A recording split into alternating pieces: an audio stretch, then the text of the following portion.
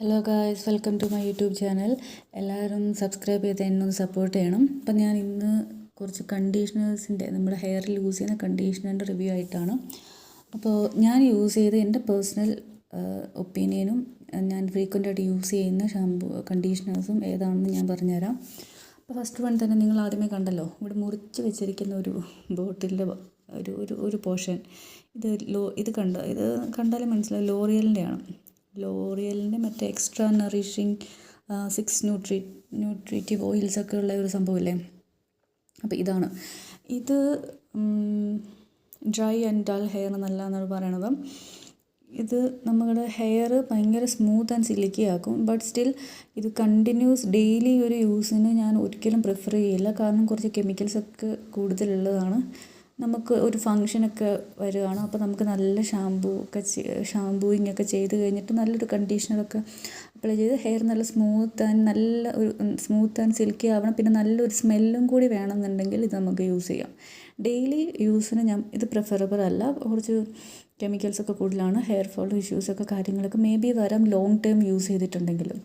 ഇത് ഞാൻ കണ്ടോ, ഇത് ഞാൻ കംപ്ലീറ്റ് ആയിട്ട് യൂസ് ചെയ്യുന്നു. ഇത് മുറിച്ചിട്ട് കുറച്ച് പോലും കളയാതെ യൂസ് ചെയ്യുകയാണ്. പിന്നെ അത്ര വലിയ കോസ്റ്റ്ലി ഒന്നും അല്ല. ഒരു 180 ml 239. നമുക്ക് കണ്ടീഷണറൊക്കെ നമ്മൾ കുറച്ചല്ലേ എപ്പോഴും യൂസ് ചെയ്യുള്ളൂ, ഷാമ്പൂ പോലെ യൂസ് ചെയ്യണ്ടല്ലോ.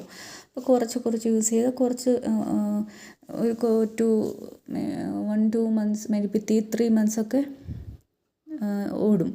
പിന്നെ ഡെയിലി യൂസിന് പ്രിഫറബിൾ അല്ല കേട്ടോ. പിന്നെ അടുത്തതും ലോറിയലിൻ്റെ തന്നെയാണ് ഒരു ഡ്രീം ലെന്ത് ഡീടാംഗ്ലിംഗ് കണ്ടീഷണർ. ഈ ലോറിയലിൻ്റെ ഇതും തമ്മിൽ എന്താ വ്യത്യാസം എന്നൊക്കെ ചോദിച്ചാൽ അങ്ങനെ പ്രത്യേകിച്ച് വ്യത്യാസങ്ങളൊന്നുമില്ല.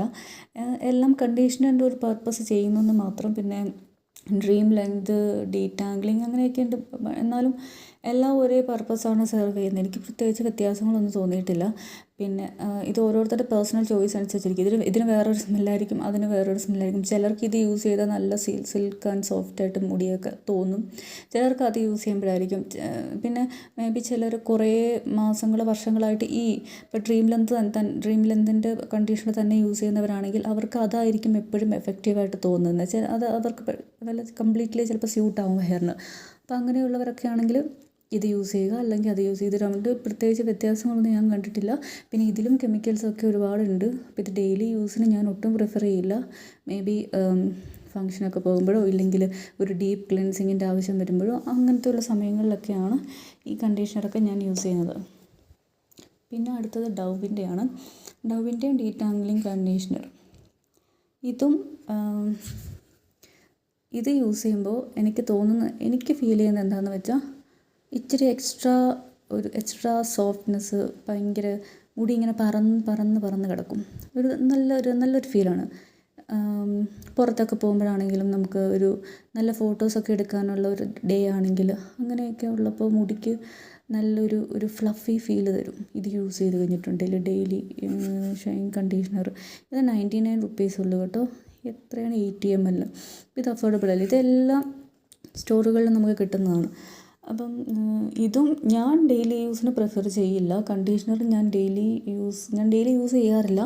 ഡെയിലി ഹെയർ വാഷ് ചെയ്യാൻ പാടില്ല, ഞാൻ ചെയ്യാറുമില്ല. ഇപ്പം വീക്ക്ലി 2 times 3 times 4 times ഒക്കെ വാഷ് ചെയ്യുന്നവരുണ്ടല്ലോ. അപ്പോൾ അങ്ങനെ വീക്കിലി ഒരു 3 times വാഷ് ചെയ്യുന്നവരാണെങ്കിലും ആ 3 timesഉം കണ്ടീഷണർ ഞാൻ യൂസ് ചെയ്യാറില്ല. ഞാനങ്ങനെ പ്രിഫർ ചെയ്യാറില്ല.